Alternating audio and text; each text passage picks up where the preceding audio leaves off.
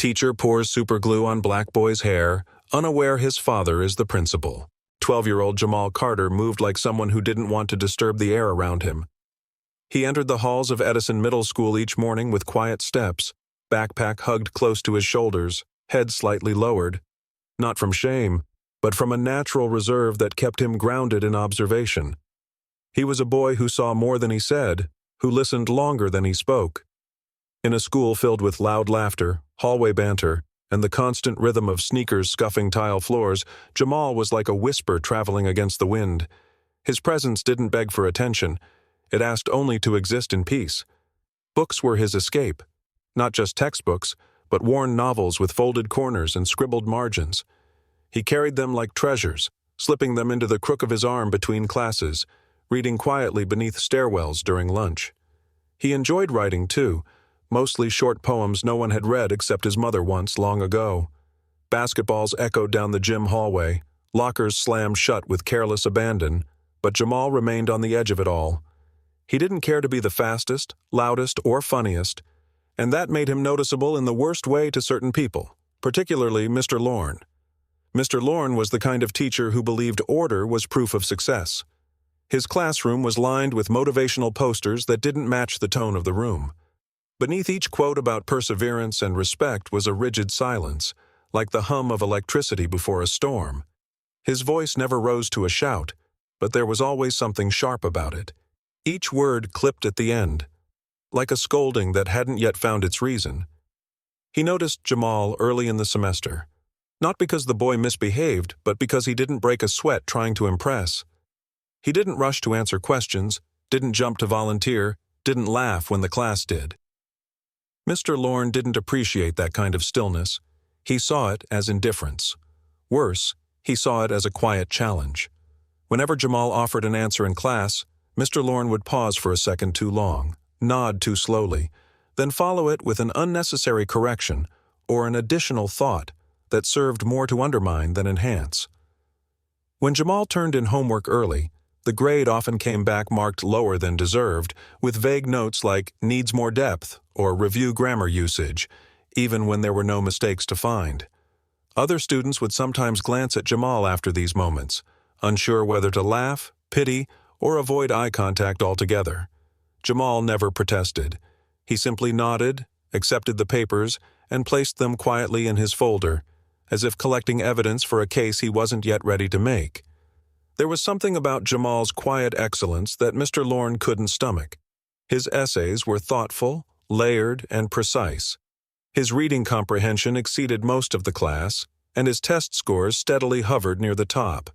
But his posture, his stillness, his quiet refusal to shrink or show discomfort, those things made Mr. Lorne press harder. It started with extra assignments, then subtle digs about his handwriting or sentence structure. When the class laughed at a joke that wasn't funny, Mr. Lorne would glance at Jamal and murmur something about how even smart kids can miss the point. The tone was always wrapped in sarcasm, too dry to quote, but too sharp to ignore. Jamal learned to brace himself in those moments. They came without warning and disappeared just as quickly, like a slap in a crowded room no one else saw. At home, the contrast was stark. Jamal's world became warmer the moment he stepped through the door. His father, Desmond Carter, was the kind of man who moved with quiet authority. Tall, broad-shouldered, always dressed with neat precision even after long days, he carried himself like someone who'd seen life's worst and still chose kindness. He had not always been a principal. He had spent years teaching in inner-city schools, navigating broken systems and underfunded classrooms before slowly climbing the ranks, not out of ambition, but out of duty. When he'd taken the job at Edison Middle School, it was with a mission to reshape the culture from the inside out. His son, though, he wanted to protect from the shadows. Desmond had enrolled Jamal under his mother's last name, Carter, rather than his own last name, Benson. She had passed 2 years ago, but her strength still lived in Jamal's soft-spoken resilience. Desmond didn't want his son to be treated differently because of his position.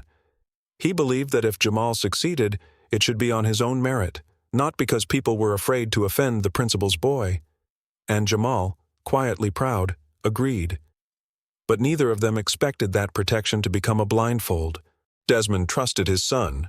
He respected Jamal's independence, the way he handled responsibilities without being asked twice. He knew the boy was quiet, but he also knew his silence wasn't weakness. It was strength, the kind of strength his late wife used to describe as steel beneath silk. When Jamal said school was fine, Desmond believed him. He didn't dig too deep. He didn't hover.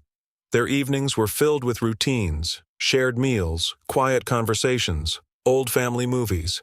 Desmond would sometimes catch his son staring out the window with a kind of tiredness too deep for 12 years old. He would ask if everything was okay. Jamal always said yes, but everything was not okay. Every morning, Jamal passed the same hallway where his father's office stood. He never stopped by. He didn't want to complicate things. He knew his father had enough to worry about. Policy meetings, budget reviews, teacher evaluations. He figured his problems were small in comparison.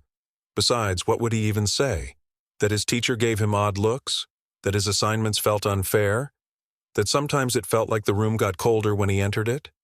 It all sounded too vague, too easy to dismiss. Jamal kept those thoughts buried in the margins of his notebooks, in the lines of poems he never read aloud, and yet the weight of it was starting to grow. Each comment from Mr. Lorne, each glance that felt like a judgment, began to collect like dust in Jamal's chest. His shoulders grew stiffer during lessons. His laughter came less easily at home. When he sat at the dinner table, he sometimes pushed his food around longer than he ate. Desmond noticed, but the changes were small, stretched out over days and weeks like a slow leak in a quiet room. He asked again, softly, gently, if school was going well. Jamal looked up with tired eyes and nodded. Some mornings Jamal would stand in front of the mirror and stare at his hair longer than usual. He liked the way it curled naturally, the way it reminded him of his mother's gentle touch when she used to braid it. But lately, he had caught Mr. Lorne glancing at it, frowning subtly, then cracking jokes about students taking too long in front of mirrors. There was always a layer of plausible deniability, nothing direct, nothing that could be quoted or recorded, just enough to sting and stay. Jamal had begun to wear his hood up more often when walking through the hallways, even when it wasn't cold. He had also started to dread English class, not because he disliked the subject, but because he loved it, and Mr. Lorne seemed to chip away at that love with every passing day. One afternoon, Jamal wrote an essay about legacy, comparing the growth of a tree to the influence of a parent. He thought it was his best work yet. When it was returned, the paper had a long red line through the final paragraph, and a comment that read, "You're not as deep as you think you are." That night, he tucked the paper beneath his mattress and said nothing. Jamal didn't know how to name what was happening to him. It wasn't bullying in the traditional sense.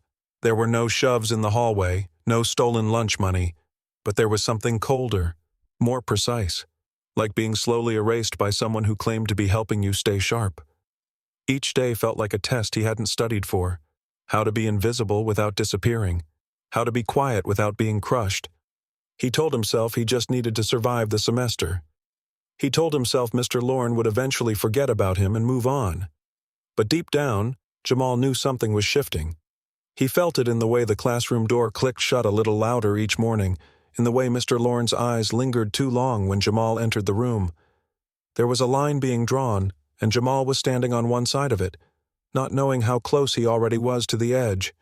And across the hallway, just a few feet and one locked door away, the only person who could change everything remained unaware, buried in spreadsheets and policy memos, trusting a system that was quietly failing the one person he loved more than anything in the world. In the weeks that followed, Jamal Carter found himself caught in a slow, suffocating descent. Each morning began the same: a quiet breakfast at the kitchen table, the faint clinking of a spoon against a bowl, the occasional glance at his father's face as Desmond read through emails on his tablet. Jamal chewed slowly, not from a lack of hunger, but because food no longer held its comfort. He would nod along when asked if he had everything for school, double-checking his bag out of habit, though his mind was rarely on his supplies anymore. As he walked beside his father toward the building, the brick walls of Edison Middle loomed taller each day, more like barriers than a place of learning. The doors opened with a metallic hiss that reminded him of something closing behind him, not welcoming him in. Inside room 2B, The atmosphere had changed. Jamal could feel it even before the morning bell rang. Mr. Lorne had become sharper, more performative in his critiques. He never yelled, never used outright insults, but his words had a way of landing with precision, like dull knives that still managed to cut deep. When Jamal handed in an assignment, the teacher would squint at the paper like it was written in code, then murmur something about how gifted students often struggle with focus. He would hand it back with a forced smile and a suggestion to dig deeper, though he offered no path forward. During class discussions, if Jamal raised his hand, Mr. Lorne would glance around the room before calling on him, then interrupt midway through his answer with a reminder to speak more clearly or to not dominate the conversation. Once, after Jamal gave an answer that was met with silence, Mr. Lorne commented on how confidence without clarity can be dangerous. The words weren't harsh on paper, but in the room, their weight was unmistakable. Over time, Mr. Lorne's advice became more frequent, more targeted. He began correcting Jamal's posture when he read aloud, instructed him to revise the same presentation 3 times, citing vague terms like lack of depth or unclear intention. During one particular project, Jamal stayed up past midnight trying to meet the constantly shifting standards, only to have it returned with a fresh round of red ink and a note telling him to stop overthinking. The class watched these exchanges with growing discomfort. A few students exchanged glances, some shrugged like they were watching a slow-motion train derailment they couldn't stop. A couple of them, usually the ones who sat in the back and kept their heads low, began whispering about Jamal during lunch, calling him names when he passed by. They didn't say it to his face, but the words reached him anyway. Punching bag, teacher's favorite target, Afro boy. Jamal heard them all and folded them into the growing ache behind his ribs. The classroom had become a battlefield without raised voices or physical fights. It was a place where humiliation was delivered with a smile and resistance meant further scrutiny. Jamal learned how to disappear in plain sight. He raised his hand less. He spoke in shorter sentences. He kept his hood up longer during passing periods, despite the dress code. He shrunk into his seat, hoping invisibility might be mistaken for obedience. But no matter how much he tried to vanish, Mr. Lorne always found him. Even his silence was interpreted as attitude. One day, when Jamal didn't respond immediately to a question, the teacher asked if he needed extra help keeping up. The laughter from a few classmates stung more than the words. It wasn't that anyone truly disliked Jamal. They simply didn't want to become him. While Jamal wrestled with this quiet torment, his father focused intently on reshaping the school. Desmond spent his days attending faculty meetings, restructuring outdated discipline procedures, and launching diversity initiatives that had been neglected for years. His office, only a short walk from room 2B, became a hub of activity. He met with parents, led staff development sessions, reviewed curriculum guides. He was building what he hoped would be a better version of Edison Middle, a school where respect wasn't just policy, but practice. Yet amid the spreadsheets and student reports, he remained unaware that his own son was quietly unraveling behind the very walls he was trying to strengthen. There were subtle signs, but none that screamed for attention.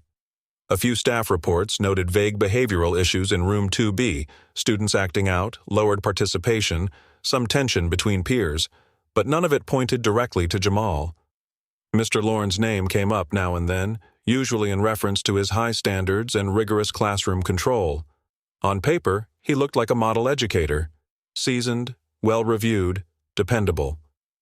Desmond had no reason to suspect that beneath that veneer of experience was a man growing increasingly callous, slowly transferring his discontent onto the shoulders of a child.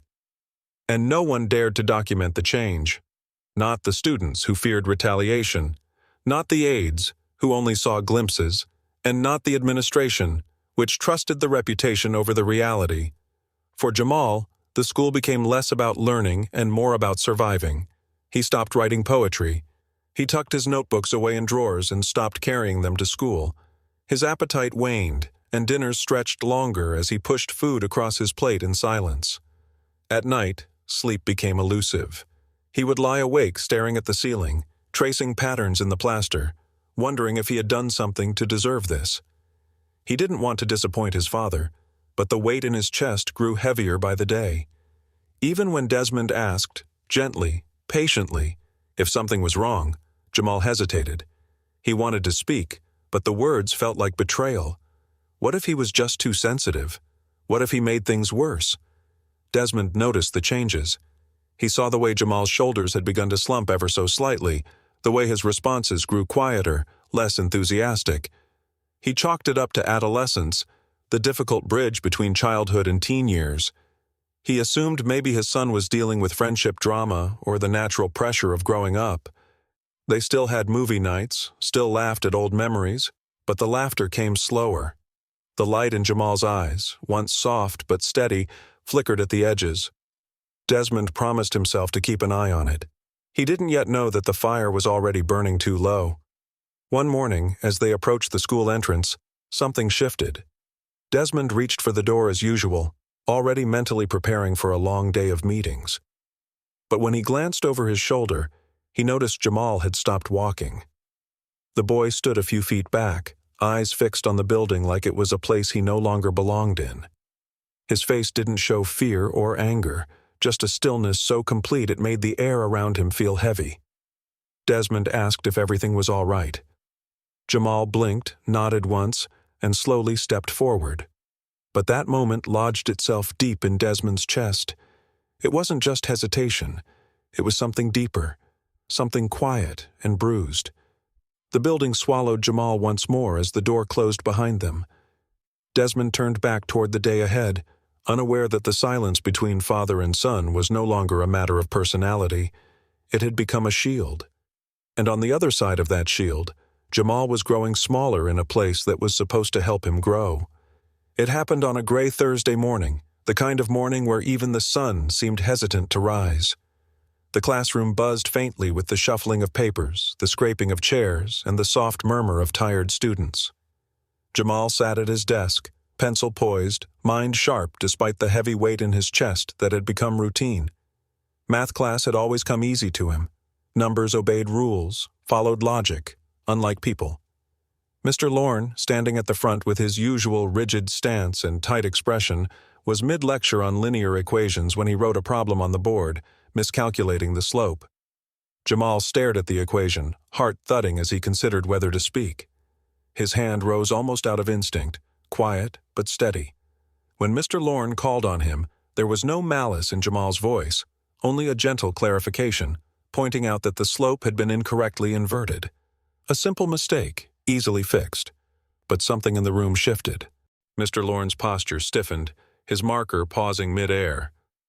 The room fell silent, the way it does when something unexpected happens, when a moment seems to fracture the usual rhythm.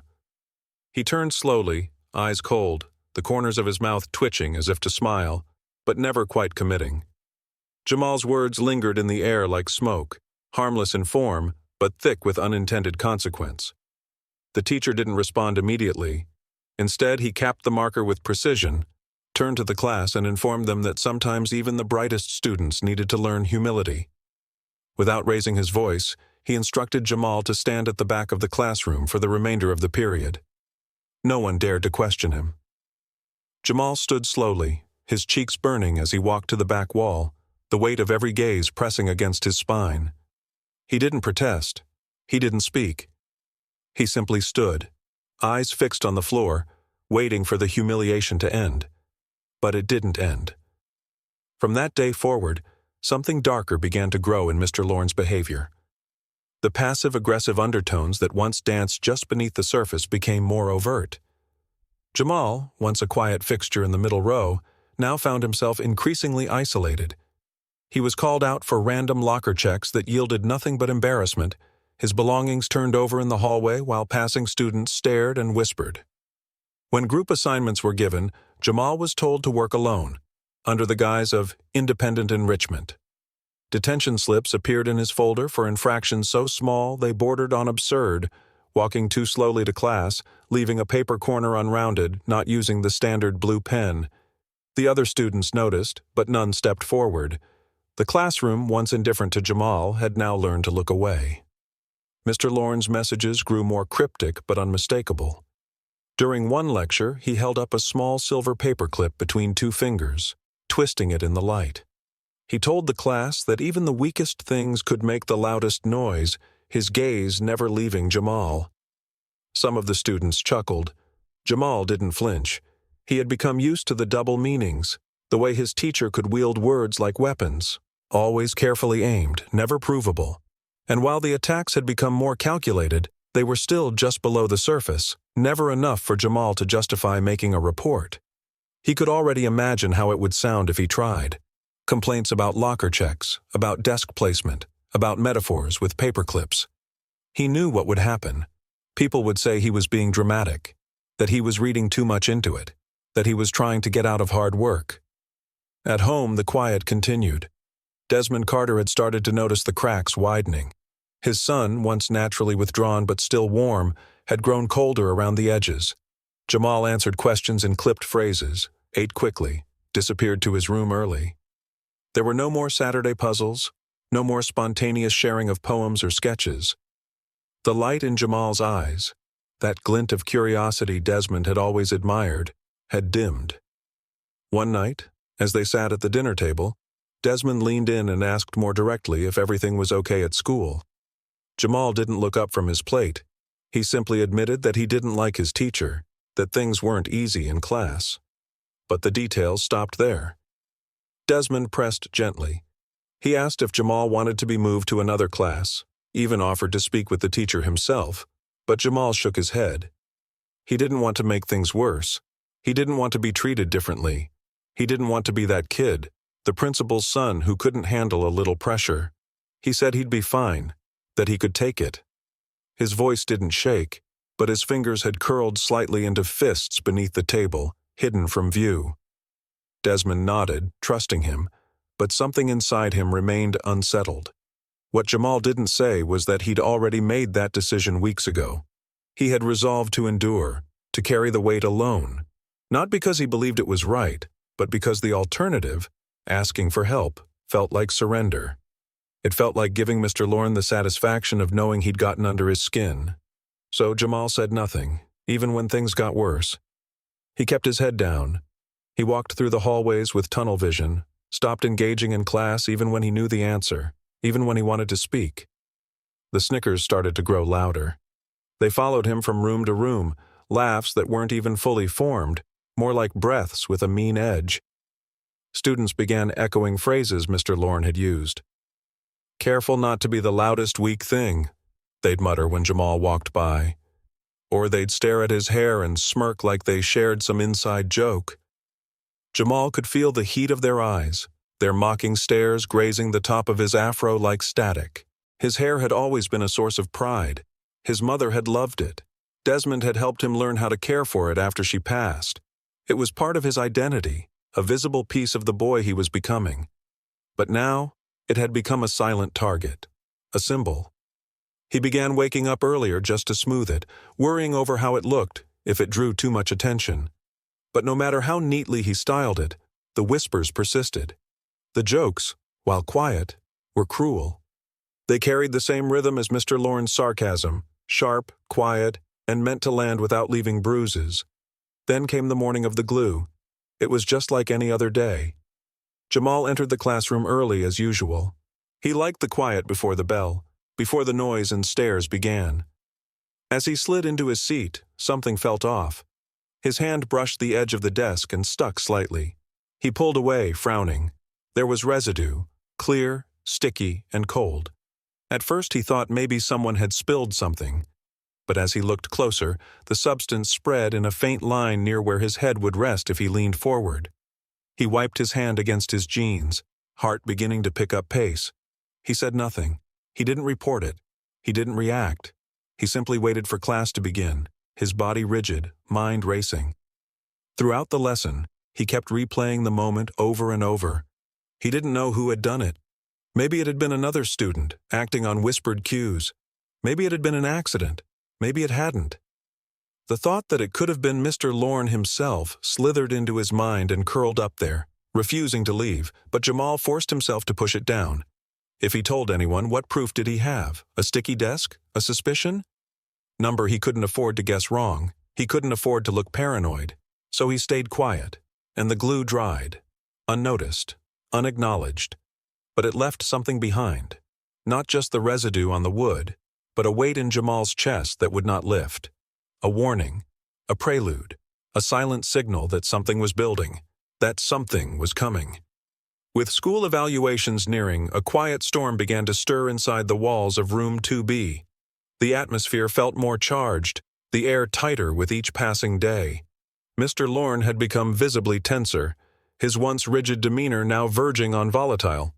Rumors had begun to circulate among staff about upcoming classroom audits.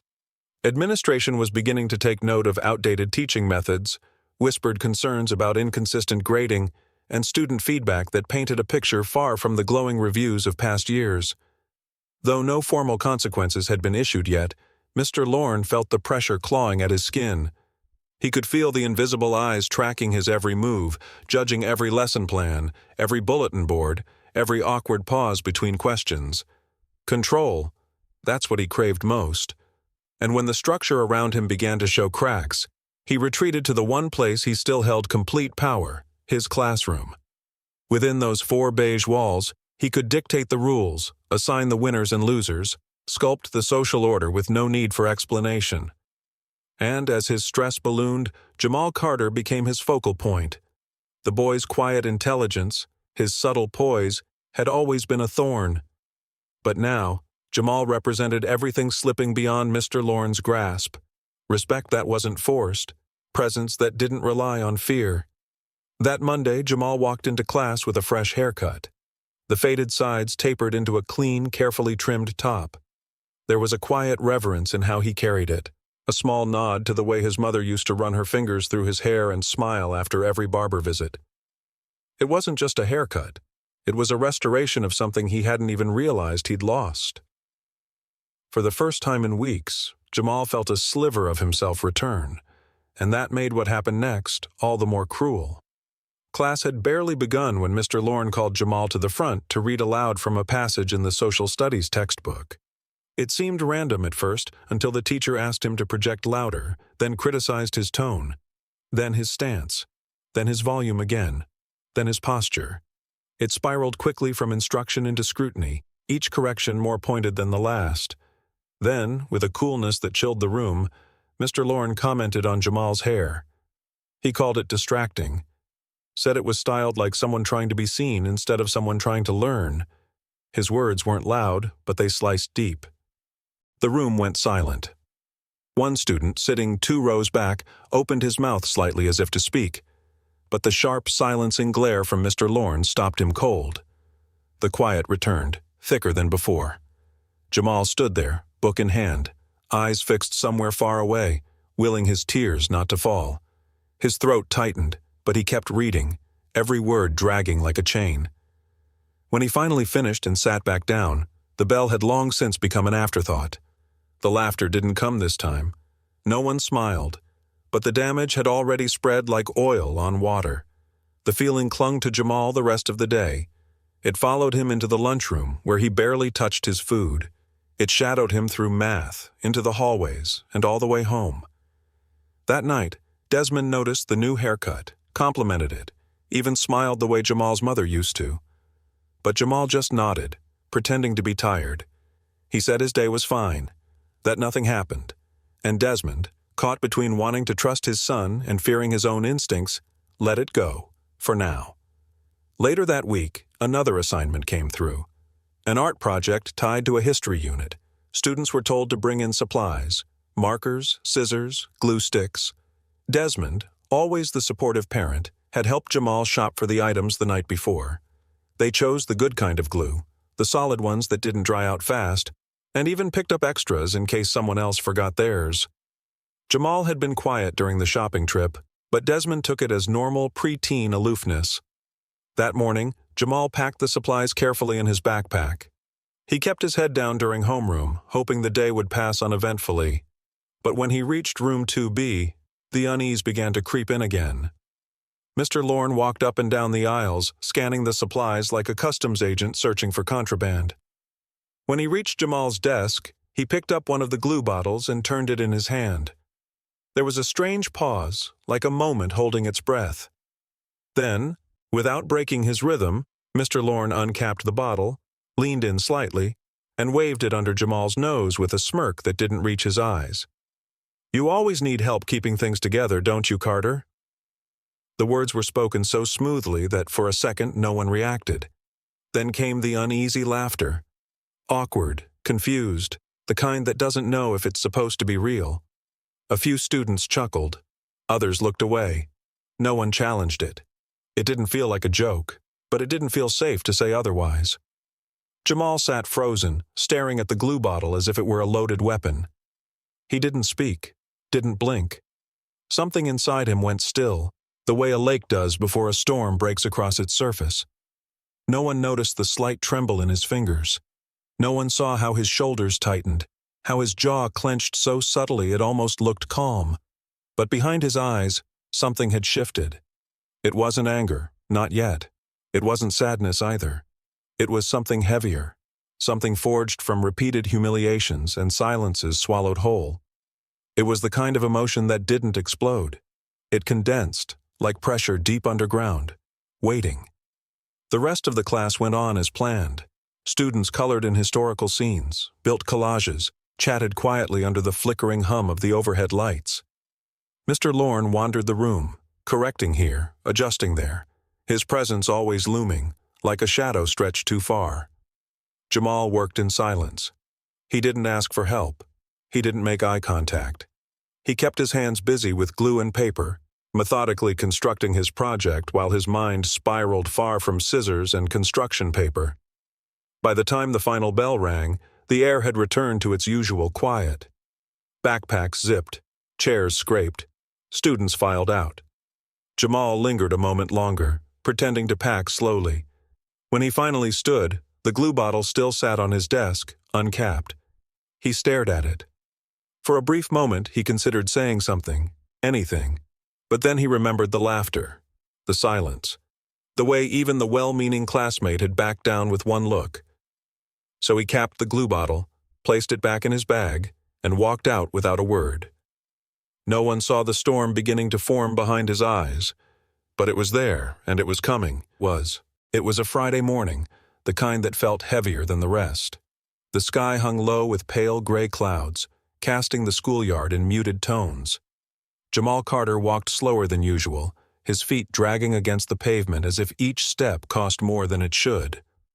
His eyes were tired, rimmed with a quiet sadness that even the cold morning air couldn't shake. He hadn't slept much. Dreams had been restless, broken up by memories he didn't want, and silences that stretched too long. At breakfast, Desmond had asked again if everything was okay. Jamal had nodded, said yes with a weak smile, then stared at his cereal until it went soggy. He didn't want to lie, but the truth felt too heavy to put into words. He was worn thin, emotionally and mentally, but he put on a brave face like armor, shouldered his backpack, and made his way into the school building. Inside, the hallways buzzed with the usual early morning shuffle. Lockers clanging, shoes squeaking, half-hearted greetings passed between students. But as Jamal neared room 2B, something about the air felt different. Not louder, not quieter, just charged, like the moment before a thunderstorm breaks. He hesitated briefly at the door, then pushed it open and stepped inside.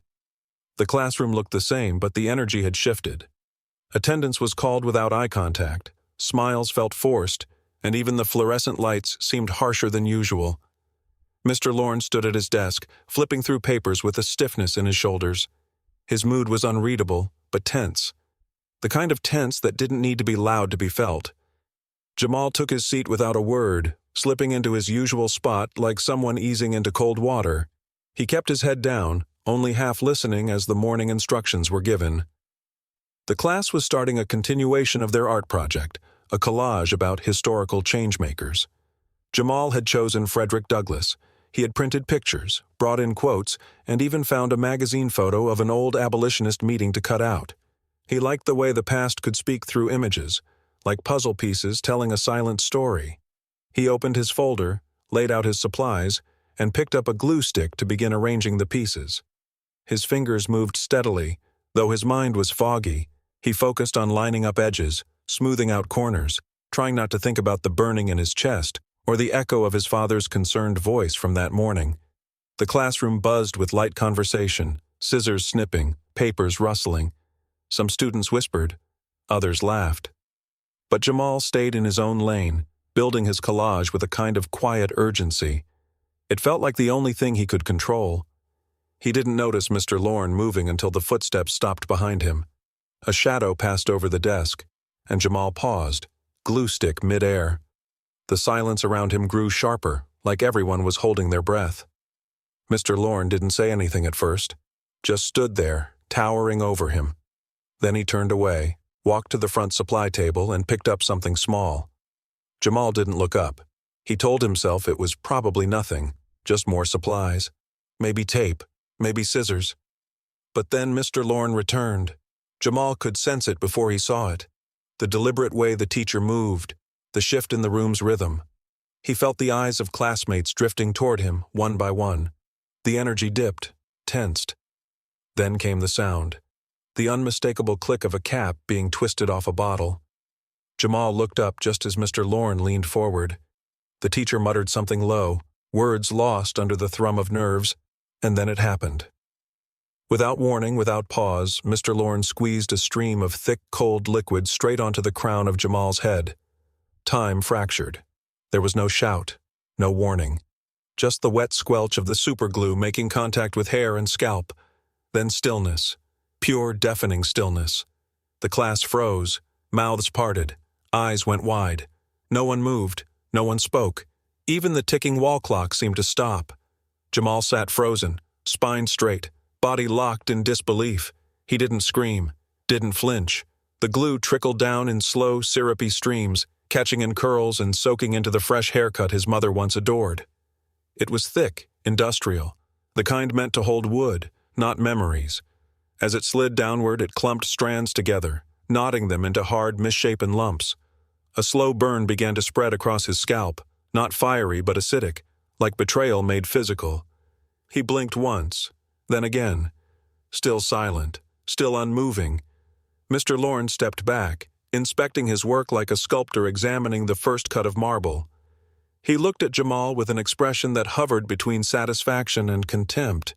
Then, with a tone so casual it chilled the room, he delivered his line. "Now you've got something to hold it all together." A few kids giggled, but it wasn't laughter. It was nervous, defensive, shallow. Most just looked away, eyes darting to walls, shoes, anywhere but Jamal. The ones who cared didn't know how to intervene. The ones who didn't care now knew where the line was, and how far it could be crossed. Jamal's hands began to tremble, not shaking, not twitching, but trembling, like leaves in the first breeze of a storm. His mouth was slightly open, as if trying to form a question, but no sound came out. He didn't look at Mr. Lorne. He didn't look at the other students. His eyes lifted slowly to the classroom door, locking onto it as if it were a life raft, as if it could carry him out. He willed himself to stay calm, to breathe, to not break. But something inside had already cracked, deep and permanent. Not loud, not visible, but undeniable. The bell didn't ring. No one came in. No one intervened. The classroom was frozen in that moment, a living portrait of cruelty ignored. Outside, the clouds finally broke, and rain began to fall. Inside, Jamal sat motionless, glue hardening in his hair, and silence roaring in his ears. The fallout began before anyone could stop it. By lunchtime, the classroom incident had already left its borders. A student near the back, too stunned to speak during the moment, had instinctively recorded part of it with his phone. Just a few seconds of Mr. Lorne looming, the glue bottle, Jamal's frozen posture, and the collective gasp that followed. The clip was grainy, unsteady, barely coherent, but it was enough. It traveled first through whispers, then through group chats, and within the hour, dozens of students across different grades were replaying it, their expressions tightening into a mix of horror, awe, and disbelief. No adult had seen it yet, but it was already too late to contain. Jamal, meanwhile, had been ushered out of room 2B by a wide-eyed aide who had hovered near the classroom door just long enough to witness the tail end of the act. She hadn't known what to do at first. Freeze, confront, scream. But when Jamal's shoulders slumped and his hands began to tremble, she moved. She led him quietly, urgently, down the hallway toward the nurse's office, one hand on his back like she was guiding glass across concrete. Jamal didn't speak during the walk. He didn't cry. He just stared forward, each step feeling miles away from the last. The nurse, Mrs. Hadley, had seen a lot in her 20 years at the school. Sprained ankles, bloody noses, even the occasional bullying incident. But she had never seen this. When Jamal walked in, she rose from her desk and started to greet him with a light tone, but stopped when she caught sight of his hair. Her breath caught in her throat. Glue had hardened across the crown of his head, thick and crusted in patches. Stray strands stuck together like rope. Redness peeked out from beneath the mess. His scalp looked irritated, some spots swollen and glossy, others beginning to blister.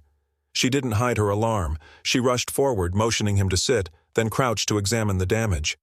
Her questions came fast, urgent. What happened? Who did this? How long had it been? But Jamal barely responded. His mouth opened, then closed again. His lips trembled, but no words came. All he said, in a voice no louder than a whisper, was that he wanted to go home. Mrs. Hadley didn't push further. She could see enough to know this wasn't some childish prank gone wrong. She reached for the phone and called the one number listed as emergency contact. Desmond Carter had been reviewing budget proposals in his office when the nurse called. She mentioned Jamal. An accident. Something about glue. Her tone was tight, measured, clearly trying not to alarm him, but it was there, under the surface. Desmond's heart sank. He assumed it was minor. Maybe a mishap during art class, a slip of the hand, some glue in the eye. He stood, grabbed his keys, and told his assistant he'd be right back. But the moment he stepped into the nurse's office, everything changed. Jamal was seated on the low cot near the window, legs swinging just slightly above the floor. His backpack was on the ground beside him, half unzipped. He wasn't crying aloud, but his face was wet. His hands were clenched in his lap so tightly the knuckles had gone white. His eyes were downcast, fixed on nothing. And then Desmond saw his head. His feet stopped moving. The glue, the burns, the raw patches, the horrible stiff crown of what used to be his son's proud, neatly trimmed haircut. It looked like a sculpture gone wrong, something twisted and cruel pressed down on a boy who had done nothing to deserve it. The silence in the room pressed in from every side. Desmond couldn't breathe for a moment. He stepped forward slowly, kneeling down to Jamal's level, and lifted his son's chin with a gentle hand. Jamal didn't resist. His eyes finally met his father's, wide and ashamed, like he had done something wrong. Desmond asked who did this. The words were soft, almost broken. Jamal's lips parted. He hesitated. Then, barely audible, he said the name, Mr. Lorne. Everything inside Desmond shifted. It wasn't just rage. It wasn't even shock. It was something deeper. A tectonic rupture of trust, of expectation, of belief in the very system he had sworn to uphold. He stood slowly, his spine straightening inch by inch. In his hand, Mrs. Hadley placed the incident report she had begun to write. But he didn't need it. His son's face was the report. His son's silence was the alarm. Desmond's footsteps echoed down the hall as he walked away. They weren't fast, but they carried weight. He passed teachers, students, aides, none of whom dared to meet his eyes. They didn't need to ask. Whatever was coming, they could feel it. Room 2B came into view. Desmond didn't knock, he didn't enter. Instead, he found an assistant and instructed them to summon Mr. Lorne to the main conference room. His voice was calm, too calm, like the center of a storm.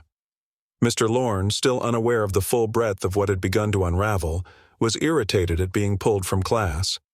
He smoothed his tie, grabbed his gradebook, and made his way to the conference room with the arrogance of someone who still thought they held power. The moment he stepped inside, that illusion shattered. Desmond was already standing there, hands folded behind his back, the nurse's report on the table beside him. His posture was rigid, military. His eyes were unreadable. Mr. Lorne paused at the threshold, confused for only a second. Then recognition flickered behind his eyes. A slow dawning horror. The boy, the last name, the glue, the principal.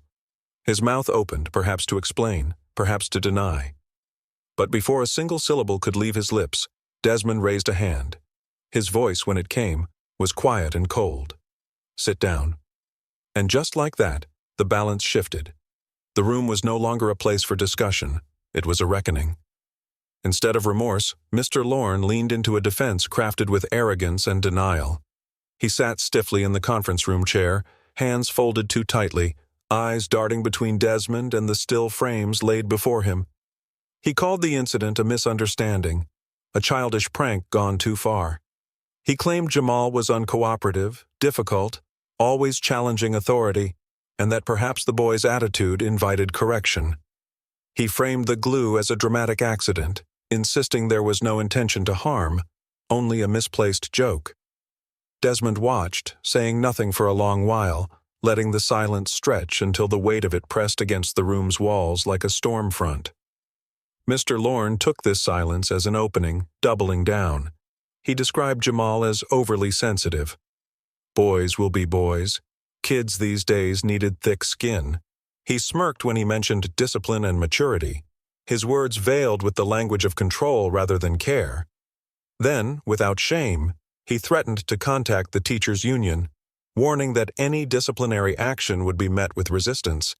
Desmond reached into a manila folder and laid out the medical report, detailing the irritation, early blistering, and chemical bonding that had fused Jamal's hair into hardened knots. Then came the images. Still frames lifted from the video circulating through phones like wildfire. One showed the moment the glue bottle hovered over Jamal's head. Another captured the glue mid-pour, the thick stream of liquid cementing the teacher's guilt as clearly as it did Jamal's scalp. No words were needed. The truth was frozen in each pixel. And yet, Mr. Lorne stared at the photos with the defiance of a man who believed the system would shield him. He refused to admit wrongdoing. He brushed off the images. He called the nurse's report an overreaction. His voice grew louder, more erratic, filled with the entitlement of someone who had gone too long without consequence. It became clear that this was no isolated misjudgment. It was a man drunk on authority, losing grip on the boundaries of his role. But as Desmond sat across from him, something shifted.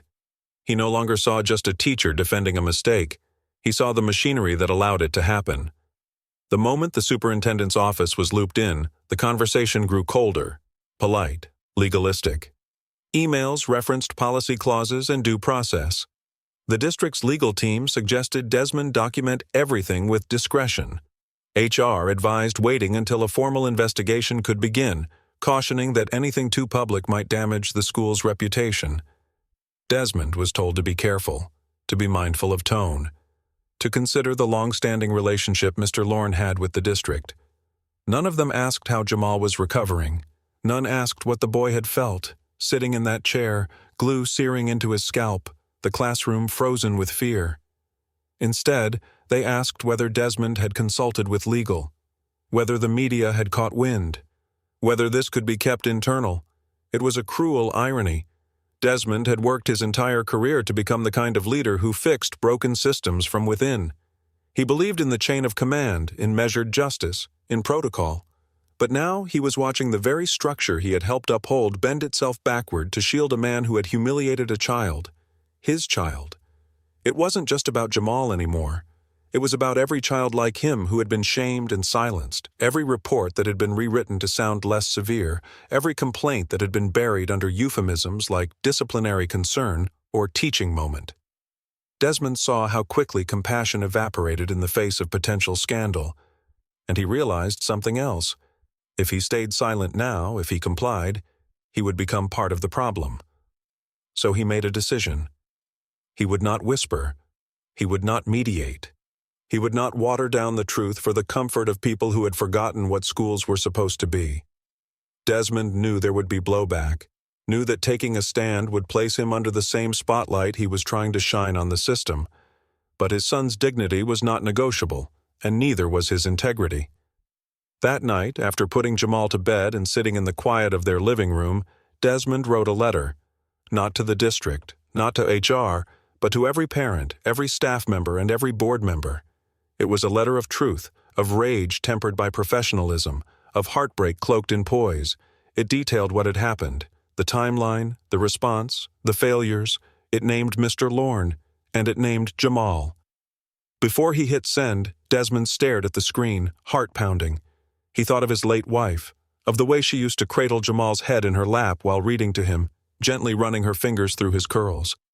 He thought of how proud she would have been, not just of Jamal for surviving, but of Desmond for standing. And then, with one final breath, he sent the letter. A digital tremor that would ripple far beyond the boundaries of that one classroom. The truth, now in motion, would not be silenced. The following week brought with it the kind of quiet determination that reshapes a man. Desmond Carter no longer moved through the school hallways as merely the principal overseeing morning announcements and faculty meetings. He became something more resolute, more anchored. He walked with heavier steps, spoke less in staff briefings, and carried in his silence the weight of a father unwilling to allow harm to be rewritten as misunderstanding. Room 2B remained sealed for observation, but its impact reverberated across the entire campus. What once felt like whispers behind closed doors transformed into an uneasy silence that followed Desmond wherever he went. People looked away now, not because they didn't care, but because they were unsure how to meet the eyes of a man who had been betrayed not just professionally, but personally. Desmond initiated a formal investigation, filing paperwork that threaded through layers of bureaucratic resistance. The school board, caught off guard, tried to present a unified front, but their responses were riddled with delays and deflections. Some staff members sent brief emails of support but made no public statements, fearing professional repercussions. Others remained silent altogether. Yet even in that silence, something began to stir. Parents began making phone calls. A few began to gather outside the school, their concerns cloaked in calm voices, but burning with parental urgency. Desmond sat through tense meetings with the district, where legal terms were used like shields, words like protocol, precedent, and liability. But he kept returning to one phrase, child safety. It was social media that cracked the story wide open.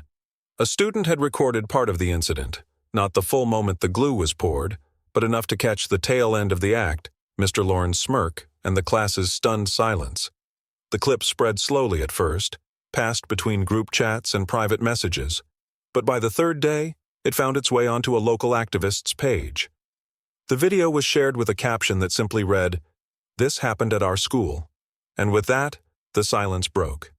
Hashtags formed, comments flooded in. Some questioned the authenticity. Others shared rage, heartbreak, disbelief. Then came the news outlets, first local, then regional. Within a week, the phrase "justice for Jamal" had begun to surface across headlines and interview requests. Mr. Lorne was placed on administrative leave, but the district insisted it was pending investigation, and his paycheck still arrived like clockwork. The language used in official statements was careful, clinical, and painfully detached. It was as if the incident were a glitch in a machine, not a boy's trauma. Jamal, meanwhile, stayed home. He avoided windows, avoided the internet, avoided mirrors. Desmond tried to coax him into walks or short drives, even meals outside, but Jamal mostly stayed in his room. He sat for long stretches with headphones on, listening to old recordings of his mother reading to him. It was the only thing that seemed to ground him. When Desmond asked if he wanted to talk about what happened, Jamal would shake his head. Not because he didn't want to talk, but because he didn't know how to begin. It felt too big, too raw, too confusing. His scalp still ached where the glue had burned through, the hair in that spot trimmed low and tender. Each time he reached up absent-mindedly, the touch reminded him of what had been taken, not just the moment, but the dignity of being left alone. At night, when Desmond thought he was asleep, Jamal often sat curled in bed, staring at his ceiling, afraid of what might come next. Then came the letters. The first was anonymous, a former student who had once been in Mr. Lorne's class 5 years ago. She described being humiliated during a class presentation, her stutter mocked so subtly that no one else caught it. Then came another, and another. Students from years past, some now in high school or college, recounting small but persistent wounds. They spoke of sarcastic remarks that cut deep, unfair punishments, and an air of fear that had kept them quiet. None had suffered what Jamal did, but all had been left with scars. Desmond read them one by one, printing them out, placing them in a folder he labeled simply patterns. He didn't speak of the folder to Jamal, but he kept it on his desk, visible in every meeting.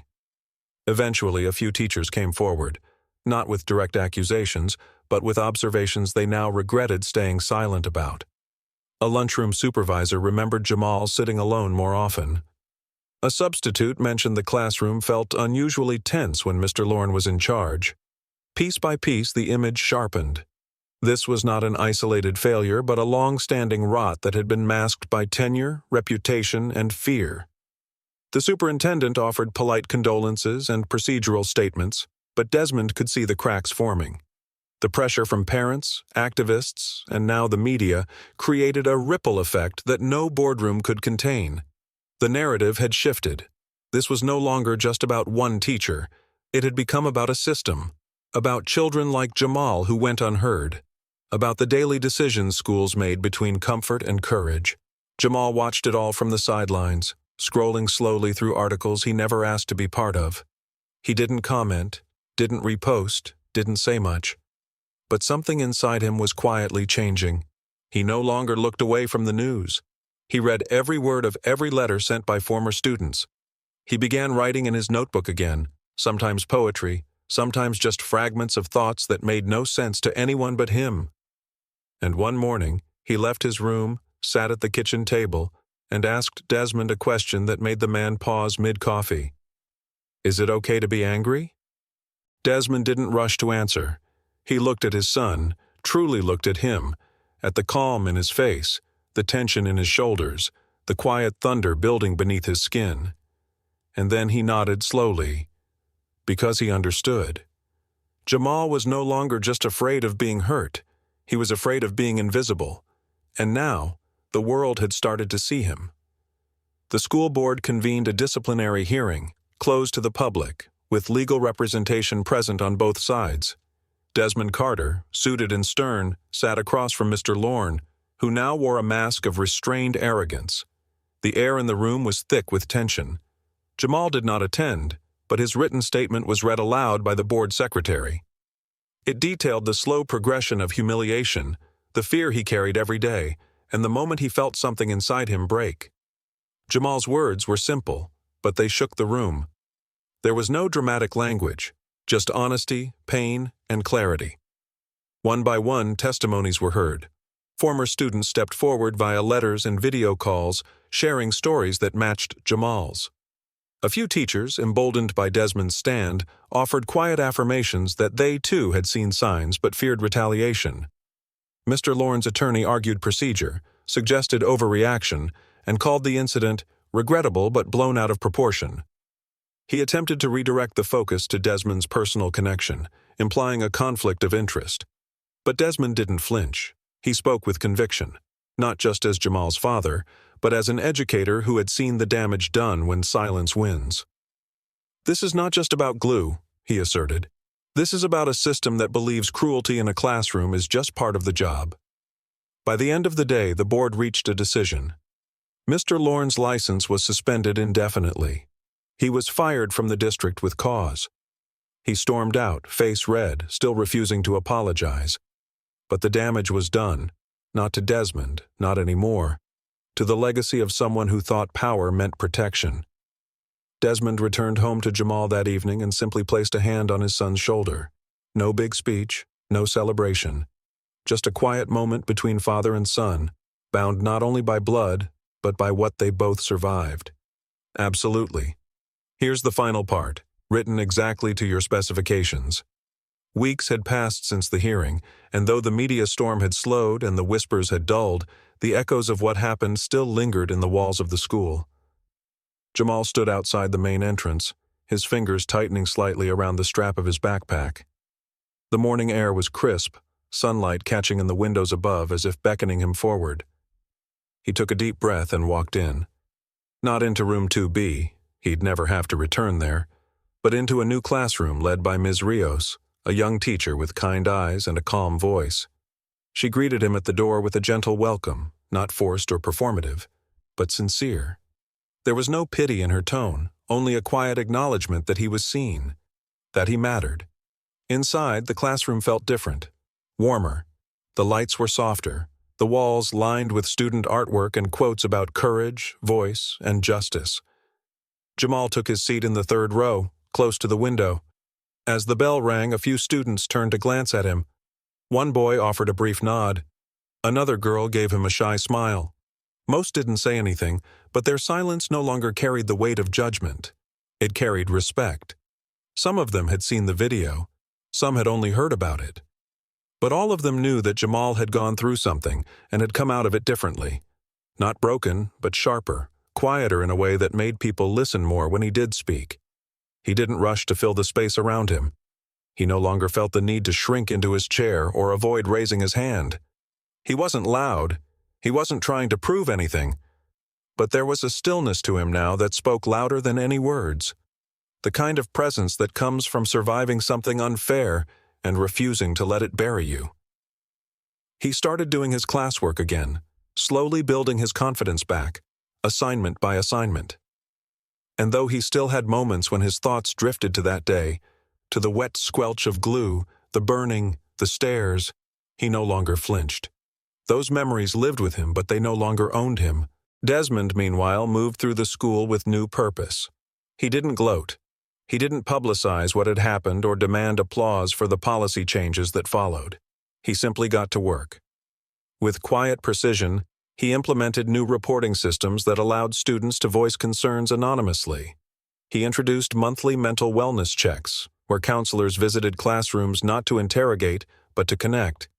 He initiated training for all faculty and staff, not just about diversity, but about the emotional intelligence required to teach, to lead, and to be trusted by young minds. And tucked into the east wing of the school, beside the counseling office, he unveiled a project he called the Hall of Silence. It wasn't grand or flashy. It didn't come with a ribbon-cutting ceremony, just a long bulletin board with a banner overhead and a simple invitation. What have you been too afraid to say? There were slips of paper, pencils, and a locked submission box nearby. Some students drew pictures. Others wrote confessions, stories of being mocked, overlooked, or made to feel small. Every week, a new set of anonymous entries was posted. Some were heartbreaking, others were raw, but all of them were real. And for the first time, many students felt they weren't alone in what they'd carried quietly for so long. One afternoon, Jamal wandered down that hallway. His eyes scanned the board slowly, reading each entry, feeling the stories settle into him. One note described being targeted for an accent. Another told of a teacher who mocked a child's stutter. Another was simply a sentence. I wish someone asked if I was okay. As Jamal stood there, he saw pieces of his own pain mirrored back at him. He saw that what happened to him wasn't an isolated tragedy. It was a thread in a much larger tapestry of silence and suffering. But now it was being pulled loose, exposed and rewritten. Then he saw it. His story, pinned to the center of the board, not signed, but unmistakable in its simplicity. It didn't mention glue or names or rooms. It just said, I thought I had to stay quiet to be strong, but I was wrong. Beneath it, someone had drawn a heart, not perfect, a little lopsided, but drawn with care. Jamal stared at it for a long time. He didn't cry, he didn't smile, but he felt something shift. Something inside him that had once been knotted in fear began to loosen. At home, Desmond remained steady. He didn't ask Jamal for updates every day, didn't hover, didn't force conversations. But he was present. At dinner, he'd ask how the day went, and if Jamal said fine, he'd accept it, but always with an open ear. On weekends, they'd shoot hoops in the driveway, watch documentaries together. Sometimes Jamal would catch his father looking at him with a kind of quiet reverence, not because he had suffered, but because he had endured without becoming bitter, because he had kept his heart intact in a world that tried to corrode it. Jamal wasn't suddenly cured of everything. He still had days when he woke up with a knot in his stomach, still walked past certain hallways a little faster, but he no longer lived in fear. He had reclaimed something, his dignity, his space, his voice. He began journaling again, something he hadn't done since his mother passed. He found words not for others, but for himself, words that helped him make sense of what had happened. And one evening, after finishing a short entry about resilience, he closed his notebook, leaned back in his chair, and realized something for the first time. He was proud of himself. The community still buzzed with talk, of course. The incident was referenced in articles, discussed in parent meetings, even brought up during school board elections. But to Jamal, those conversations were background noise. What mattered was the quiet revolution happening inside the school, the way some teachers paused before criticizing, the way some students spoke up a little more boldly, the way others, like him, walked taller because they knew they were not alone. Change had not come easily. It never does. But it had come. And Jamal, once the silent target in a hostile classroom, had become something else entirely. Not a symbol, not a cause, just a boy who endured, who spoke up, and who chose to keep walking forward. In the story of the school, his name would be remembered, not just because of what was done to him, but because of what he helped uncover and what he helped build in its place. The pain hadn't disappeared, but it had transformed. It had become something useful, something that breathed life into new conversations and broke the seal on secrets too long kept. And as Jamal walked those once familiar hallways, surrounded by echoes of his former silence, he carried with him not just the memory of what he'd survived, but the knowledge that he had helped others survive too. And in that, he found peace.